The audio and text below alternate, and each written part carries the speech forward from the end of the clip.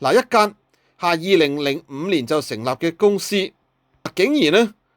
能夠拎到一張咧1964年嘅證書出嚟㗎咁你話啦，咁到底係咪造假呢？都好正常嘅，間公司2005年先成立，2011年呢就上市係國企，無端端攞到個業權證明出嚟，你信佢呢先奇怪。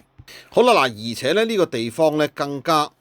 係黎族咧同埋苗族咧嘅自治區嚟㗎。咁所以啦，更加咧就應該係當地人咧先至會有業權，冇理由咧無端端就係會有間國企咧就係話有土地業權㗎，擺明車馬咧就係強搶嚟㗎啦。好啦，所以啦引起呢個民眾咧反抗㗎，話今天你夠膽冚咧係海南嘅檳榔，明天就冚咧係廣西嘅甘蔗㗎啦，後天又會冚咧廣東嘅新梅金，